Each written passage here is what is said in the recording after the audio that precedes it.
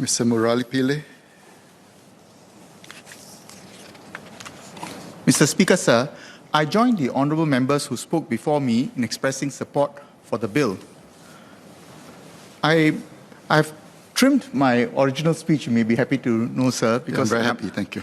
Yes, because a number of questions that I originally intended to pose have already been asked. So I only have two questions to pose to the Honourable Minister of State. First, what would be the approach when staff of debt collection agencies deal with persons who dispute their debts? The assumption for a debt collection agency when it is engaged by its client is that there's a genuine debt to be collected. In most instances, it will be a relatively straightforward matter through an acknowledgement by the debtor or as a result of a judgment issued by the court. There are, however, occasions where debts are disputed. I've come across cases involving people who dispute debts. For example, they may claim that they are victims of impersonation, or that the goods and services received are not within the quality expected under the respective contracts. Alternatively, they may not dispute the debts in principle, but raise issue the quantum instead.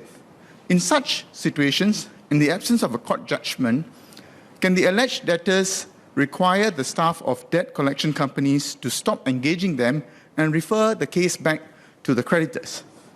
In practice, the debt collection companies usually ignore the protestations of the debtors and continue to insist that the debts should be paid purely on the strength of the instructions of their principals, in this case, their creditors.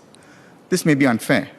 In my respectful view, there should be clear rules of engagement when there is a potential for debts to be disputed. We may have to weave in requirements, such as the debt collection companies being personally satisfied that the debt collection assignments are genuine before proceeding with the engagement. What guidance would the ministry provide to deal with such circumstances? Second and finally, I seek clarification on what will be the remit of the debt collection companies under the licensing regime. Will they be limited to collecting unsecured debts against principal debtors or guarantors, or is it intended they may also be involved in the recovery of secured debts? Can they, for example, exercise the creditors' rights of repossession of assets that are charged in favor of creditors or subject to hire purchase agreements? If so, what safeguards will be introduced to ensure that such activities are done strictly within the bounds of law and having regard to debtors' rights? Thank you.